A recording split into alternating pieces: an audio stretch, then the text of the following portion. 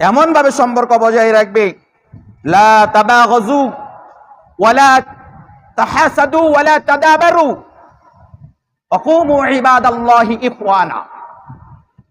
ও মুসলিম, ও মুসলমানগণ, লা তাবাগযু ওয়ালা তাহাসাদু ওয়ালা তাদাবারু, তোমরা একে অপরে হিংসা বিদ্বেষ করবে না। ওয়ালা তাহাসাদু, রাগ করবে না, একের অপরের উপর রাগ করবে না। ওয়ালা তাদাবারু, অহংকার বশত মুখ ফিরিয়ে নিবা না। কথা বলতেছে, তোমার অহংকার বেশি, তুমি মুখ ফিরিয়ে নিবা না, তার দিকে তাকাও, তার দিকে হাসিতে কথা বলো, মুস্কি হাসি দাও।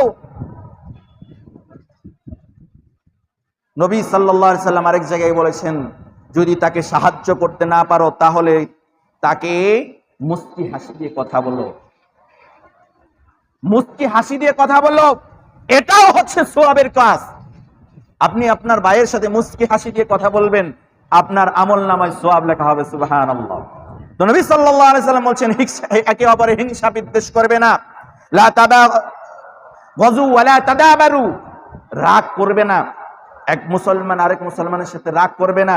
ওয়ালা তাদাবারু, মুখ ফিরিয়ে কথা বলবে না। ওয়াকুনু ইবাদাল্লাহি ইখওয়ানা, তোমরা আপোষে একে অপরের ভাই হয়ে যাও, এক মুসলিম অপর মুসলিমের সাথে ভাই হয়ে যাও।